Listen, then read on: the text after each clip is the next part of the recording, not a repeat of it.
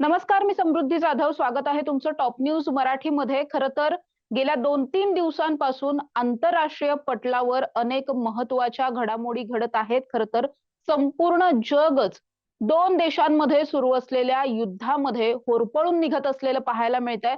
जगभरामध्ये या युद्धाचा भडका उडालेला आहे आणि विशेषतः भारताच्या बाबतीत बोलायचं झालं तर भारतातील अनेक नागरिकांना या सगळ्याचा फटका बसताना पाहायला मिळतोय. कारण भारतामधून आखाती देशांमध्ये जाणाऱ्या नागरिकांची संख्या ही खूप मोठी आहे आणि गेल्या 3-4 दिवसांपासून अनेक आखाती देशांमध्ये भारतीय पर्यटक असतील, विद्यार्थी असतील, कामासाठी गेलेले काही नागरिक असतील, हे सगळे अडकून पडलेले आहेत. माझ्याबरोबर आता टॉप न्यूज मराठीच्या या लाईव्ह मध्ये दुबईत अडकलेले काही पुण्यातले पर्यटक आहेत, ज्यांच्याशी आपण संवाद साधणार आहोत. खरं तर त्या ठिकाणची परिस्थिती काय आहे नेमकी हे आपण जाणून घेण्याचा प्रयत्न करणार आहोत.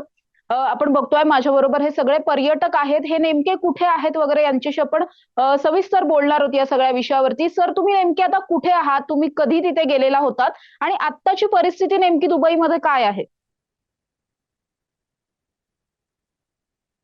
एअर हेल्थ कंपनी तर्फे आलो आहोत कॉन्फरन्ससाठी. आम्ही 375 लोक आहोत आणि हॉलिडे इन हॉटेलमध्ये आम्ही थांबलेलो आहोत 4 दिवसापासून. आणि इथली परिस्थिती तशी पाहिलं नॉर्मल आहे. सगळे मॉल्स वगैरे सुद्धा चालू आहेत. वातावरण शांत आहे. रस्त्याला वर्दळ कमी आहे थोडीशी, वर्दळ कमी आहे. म्हणजे लोकांची, पण मॉल्स चालू आहेत. सगळं चालू आहे. सिटी इथली चालू आहे. आम्ही इथे आता दुबईच्या फेस्टिवल सिटी ह्या एरियामध्ये आहे आणि हॉलिडे इन हॉटेलमध्ये थांबलेलो आहे. इथलं गव्हर्नमेंटनी सांगितलेलं, आम्हाला चांगलं सपोर्ट केलेला आहे की इथे आम्हाला जोपर्यंत आता एअरपोर्ट चालू होत नाही तोपर्यंत राहण्याची आणि जेवणाची म्हणजे व्यवस्था यांनी चांगली केलेली आहे इथे.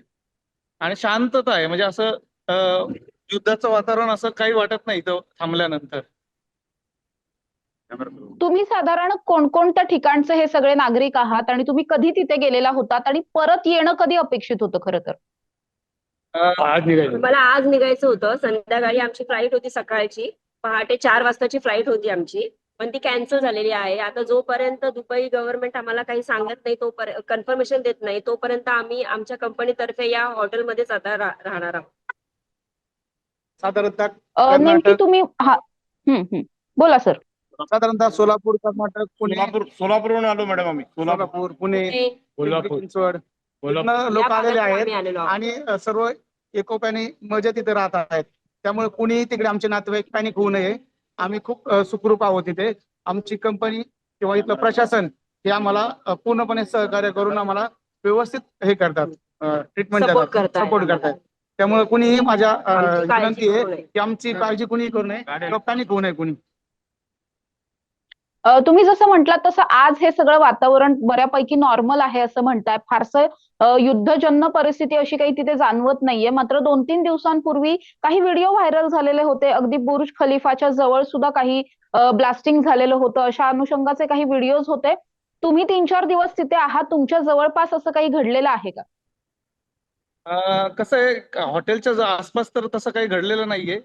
जो न्यूज मध्ये सांगितलं होतं किंवा दाखवलं होतं ते जवळपास 50 ते 60 किलोमीटर लांब पण असू शकतं. ते हॉटेलमधून दिसत होते, म्हणजे ते ड्रोन्स वगैरे सुटलेले, पण ते खूप लांब होते.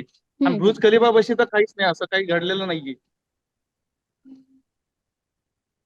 आत्ताची तिथली परिस्थिती नेमकी काय आहे? हे संपूर्ण शहर सुरळीतपणे सुरू आहे का? म्हणजे एकदम एकदम शांत आहे.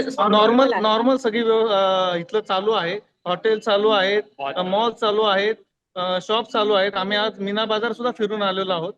सगळं म्हणजे नॉर्मल चालू आहे. फक्त वर्दळ थोडी कमी आहे. या सगळ्याच्याच अनुषंगाने आता आपण बघतोय की पुण्यातून सुद्धा ज्या 3-4 फ्लाईट्स होत्या, या फ्लाईट कॅन्सल झाल्या. म्हणजे कालच्या 4 फ्लाईट कॅन्सल झाल्या दुबईच्या, आजच्या 2 फ्लाईट कॅन्सल झाल्या.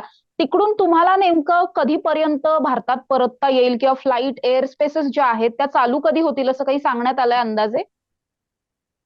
आम्हाला 5 तारखेपर्यंत सर्व सुरळीत होईल असं सांगण्यात आलेलं आहे. 5 तारखेपर्यंत आम्हाला सर्व नियमांचं पालन करून इथंच हॉटेलवर थांबण्यासाठी सांगितलेलं आहे.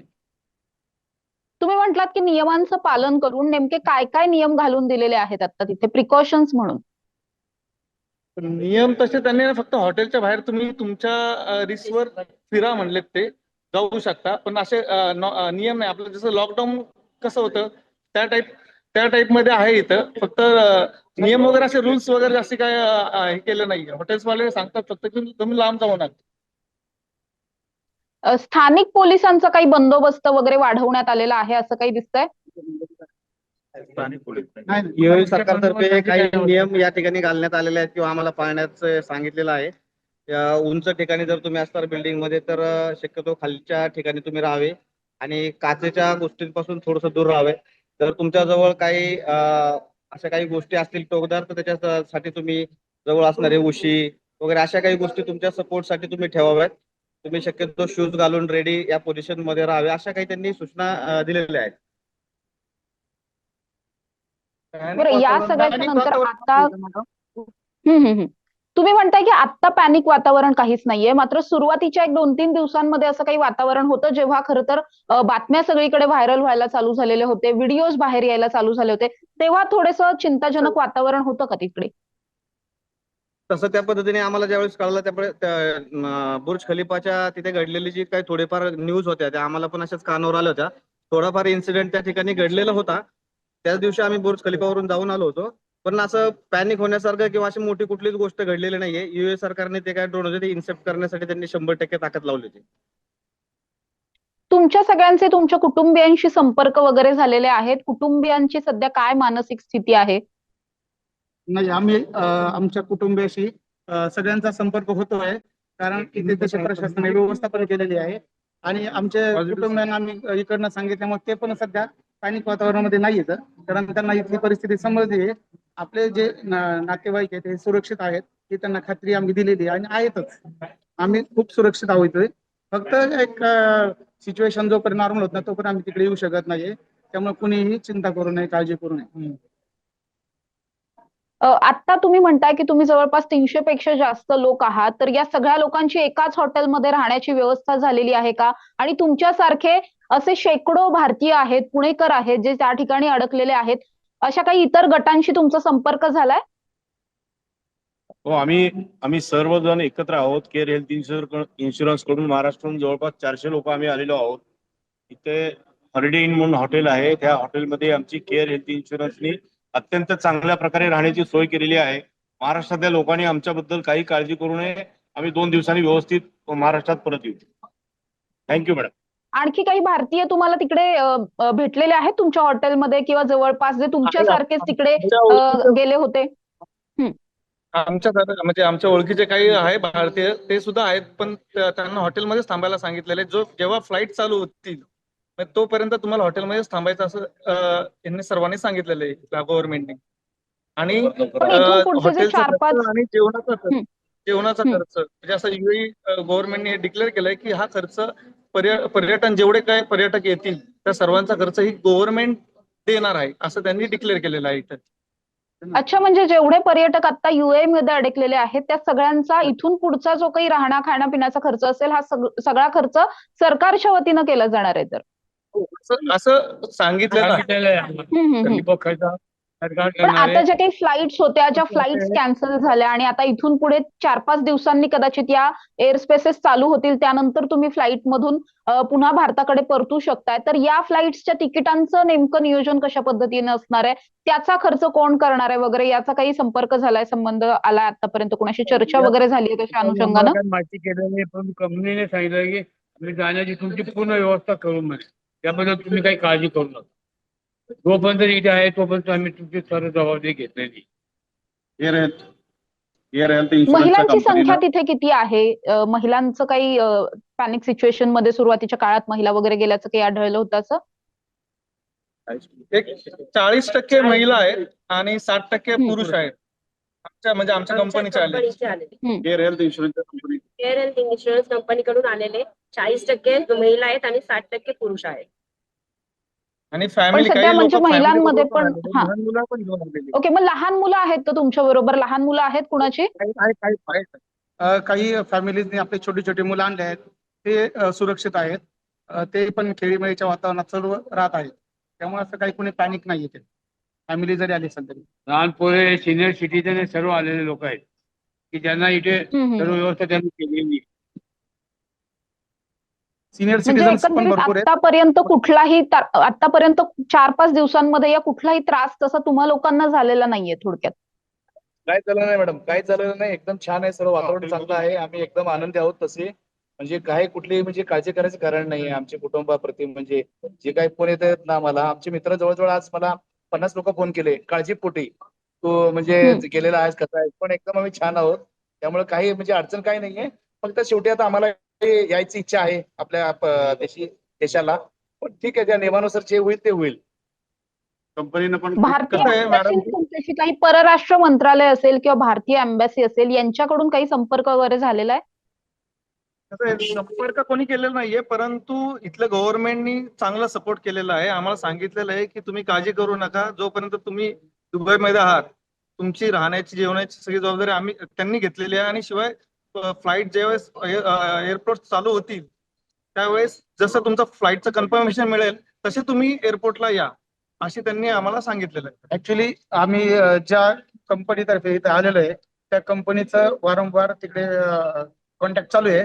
आम्हाला कसं पटकन इथून बाहेर काढता येईल त्यांना, तर त्या दृष्टीने ते प्रयत्न करतायत. आणि खूप चांगली कंपनी आहे जी आम्हाला आता सपोर्ट करणारी आहे. आणि आमची पण इन्शुरन्सची कंपनी ती पण आम्हाला खूप सपोर्ट करते. त्यामुळे आम्ही सॅटिस्फाय आहेत. कुणीही याच्यात असं पॅनिक नाहीये आणि कुणीही पॅनिक होऊ नका तिकडे. नक्कीच. तुम्ही असं म्हटलात की या सगळ्यामध्ये तुमची कंपनी तुम्हाला सपोर्ट करत आहे किंवा ते तुमची विचारपूस करतायत सातत्यानं. मात्र असं असलं तरी सुद्धा भारताच्या प्रशासनाच्या वतीनं कुणाशी संपर्क तुमचा वैयक्तिकरित्या तुमच्यापैकी कुणाचा झालेला आहे का? आमच्याकडे ते काही डायरेक्टली कोणाचा संपर्क नाही, परंतु जे आमचे कोऑर्डिनेटर आहेत त्यांच्याशी संपर्क होत असेल कदाचित, तो आमच्यापर्यंत मेसेज नाहीये. परंतु डायरेक्टली आमचा कुणाशी संपर्क नाही आणि तसं काही कारण पण नाही. आमचं जे कोऑर्डिनेटर आहेत ते आम्हाला पूर्णपणे सहकार्य करतात. आम्हाला राहण्याची खाण्याची सगळी व्यवस्था एकदम चांगली आहे. आणि आम्हाला वेळोवेळी सांगितलं तर घाबरू नका, टेन्शन घेऊ नका, सर्व काही व्यवस्थित आहे. त्यामुळं आम्हाला ते डायरेक्टली कुणाचाही संपर्क नाही तिकडनं. आपल्या तुम्ही सध्या इंडियन प्रशासन बुर्ज खलिफा पासून किती लांब आहात आणि बुर्ज खलिफावरती काही दिवसांपूर्वी काही व्हिडिओज व्हायरल झालेले होते, तशा पद्धतीची काही परिस्थिती घडली होती का?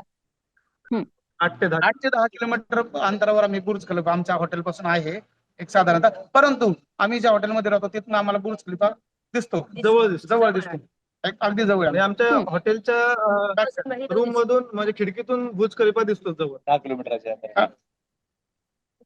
पण तिथं जे काही फायरिंग तिथे ब्लास्ट झालेले जे काही व्हिडिओज वगैरे समोर आले होते तसं काही खरंच घडलं होतं का? सोशल मीडियावर जे दाखवलंय ते पूर्णपणे सत्य नाहीये. सोशल मीडियावर जे दाखवलं ते पूर्णपणे सत्य नाहीये. न्यूज चॅनल पण काही सांगतात तेही काही प्रमाणात सत्य नाहीये, कारण आमच्या समोर सगळं घडतंय. त्यामुळे ते दाखवतात तेच काहीच बरोबर नाहीये ऍक्च्युली. म्हणजे सोशल मीडियावरती जास्त पॅनिक सिच्युएशन क्रिएट केली जाते, दाखवली जाते असं तुमचं म्हणणं आहे? असं नाहीये. त्यामुळेच आमचे घरचे सुद्धा सगळे घाबरतात. त्या सोशल मीडियाचे मेसेज बघूनच घाबरतात. मग दुबईच्या काही भागांमध्ये आता काही असं अलर्टची सिच्युएशन आहे का, किंवा कुठे एखादा असा भाग आहे जिथे व्हीआयपीज राहत असतील किंवा असं काही जागा आहेत ज्या ठिकाणी पोलिसांचा बंदोबस्त वाढवलाय किंवा जिथे जाऊ नका असं तुम्हाला? एअरपोर्ट सोडता कुठलीही इथे ऑफिसेस बंद नाहीये.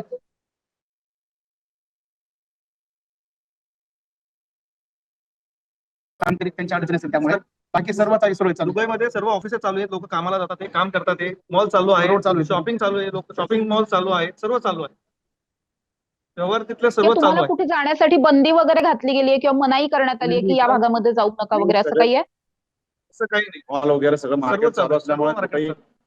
मॉल वगैरे मार्केट वगैरे चालू असल्यामुळे सगळेजण आपापल्या पद्धतीने मार्केटला जाऊन येतात. कुठे असं बंधन नाही.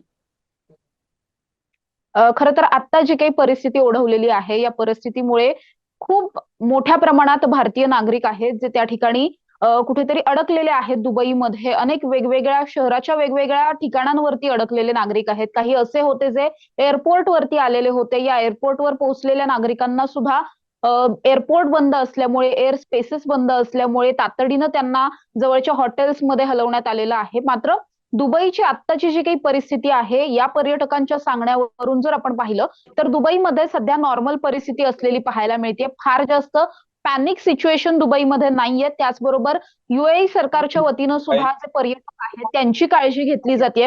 अशीच सध्या माहिती जी आहे ती समोर येताना आपल्याला पाहायला मिळते. त्यामुळे लवकरात लवकर या सर्व पर्यटकांना सुद्धा भारतात परत आणण्यासाठीचे प्रयत्न जे आहेत ते भारत सरकारकडून सुरू असलेले पाहायला मिळतात. पुढच्या जवळपास 3 ते 4 दिवसांमध्ये एअर स्पेस पुन्हा एकदा चालू केल्या जातील आणि याच माध्यमातून विमानांच्या माध्यमातून पुन्हा एकदा तिकीट बुकिंग्स असतील, त्याची सगळी अरेंजमेंट असेल आणि लवकरात लवकर भारतीयांना सुखरूपपणे पुन्हा एकदा भारतात आणण्यासाठीचे प्रयत्न जे आहेत ते केले जाणार आहेत. अशा ताज्या आणि महत्त्वाच्या बातम्यांसाठी तुम्ही पाहत राहा टॉप न्यूज मराठी. आपला महाराष्ट्र, आपली बातमी.